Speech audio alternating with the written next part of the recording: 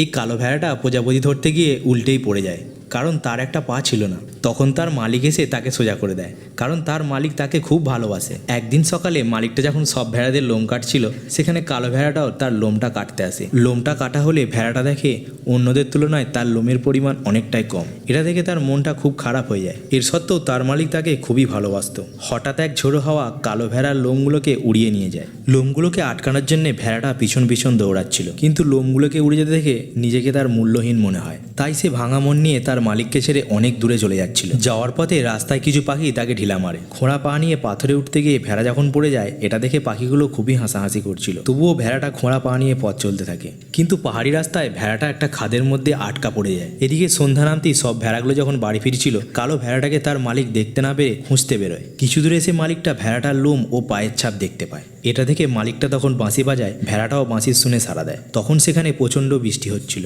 তার কাছাকাছি গাছের ডালে বদমাস পাখিগুলোও বসেছিল। ভেড়ার মালিককে দেখে পাখিগুলো উড়ে যায়, কিন্তু যখন ভেড়াটাকে পাহাড়ের খাত থেকে উদ্ধার করার চেষ্টা করেছিল, লোকটার উপর আচমকা পাখিগুলো আক্রমণ করে বসে। লোকটার কাছে থাকা লাঠি দিয়ে পাখি দুটোকে মারে। পাখি দুটো পালিয়ে যায়। এরপর গাছের ঢালে ঝুলে ভেড়াটাকে আনার জন্য তার লাঠিটা বাড়ায়। তখন আর একটা বড় পাখি এসে লোকটাকে কামড়ে দেয়, লাঠিটাকে কেড়ে নেবার চেষ্টা করে। লোকটা লাঠিটা ছেড়ে দেয়, পাখিটা পাথরে ধাক্কা খেয়ে মারা যায়। লাঠি সমেত পাখিটাও গর্তে পড়ে যায়। এরপর লোকটা নিজের প্রাণের ঝুঁকি নিয়ে ভেড়াটার দিকে হাত বাড়ায়। ভেড়াটাও তার মালিকের উপর ভরসা করে লাফ মারে। এরপর তাকে উদ্ধার করে নিয়ে লোকটা বাড়ি ফিরে আসে। পরদিন সকালে লোকটা গাছ থেকে একটা ডাল ভেঙে কৃত্রিম পা বানিয়ে দেয় ভেড়াটার জন্য। ভেড়াটা তার মালিকের প্রতি খুবই খুশি হয় আর নতুন জীবন ফিরে পায়।